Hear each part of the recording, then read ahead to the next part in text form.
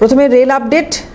সকাল থেকে কুয়াশা রয়েছে এবং যে কারণে আপনাদের কিছুক্ষণ আগে দেখাচ্ছিলাম যে কলকাতা বিমানবন্দরও বিমান চলাচলে খানিকটা সমস্যা হচ্ছে, তেমনই রেল চলাচলের ক্ষেত্রেও খানিকটা সমস্যা হচ্ছে, কারণ বেশ কিছু ট্রেন ধীর গতিতে চলছে কুয়াশার কারণে। একটু জানার চেষ্টা করবো, আমাদের সঙ্গে আমাদের প্রতিনিধি রয়েছেন ইন্দ্রনীল। ইন্দ্রনীল, একটু জানবো তোমার কাছ থেকে রেল আপডেট কি পাচ্ছ, এবং মাধ্যমিক পরীক্ষা যেহেতু চলছে এই মুহূর্তে কোনো স্পেশাল ট্রেনের অ্যারেঞ্জমেন্ট করা হয়েছে কিনা সেটা যদি একটু জানাও।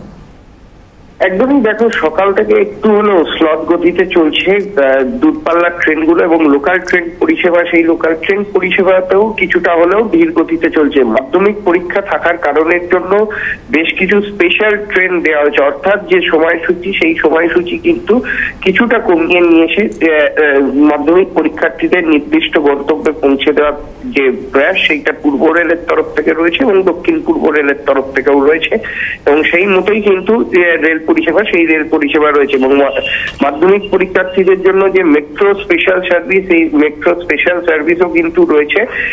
আপ এবং ডাউনের দুটো করে ট্রেন কিন্তু দেওয়া হয়েছে, অর্থাৎ 4 জোড়া ট্রেন দেওয়া হয়েছে, স্পেশাল ট্রেন, এমনটাই কিন্তু মেট্রো রেল সূত্রেও জানা গিয়েছে। এবং কুয়াশার কারণের জন্য দূরপাল্লার ট্রেনের যে প্রভাব সেই প্রভাব পড়েছে, বেশ কিছু ট্রেন কিন্তু ডিলে হচ্ছে এবং বেশ কিছু ট্রেনের ঘুরপথেও চালানো হচ্ছে, এমনটাই কিন্তু রেল সূত্রে জানা গিয়েছে। এছাড়া আপাতত যে পরিষেবা সেই পরিষেবা স্বাভাবিক রয়েছে, এমনটাই কিন্তু রেল সূত্রে জানা গিয়েছে।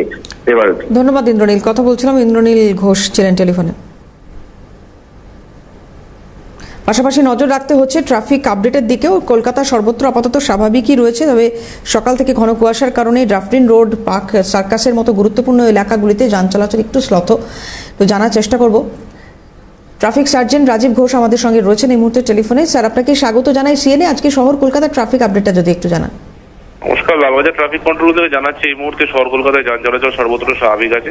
সকাল থেকে সেরকম বড়সড় কোনো দুর্ঘটনার খবর নেই। আজকে মিটিং এরকম বড়সড় কিছু নেই। আজকে আশা করছি সারাদিনটা স্বাভাবিকই থাকবে।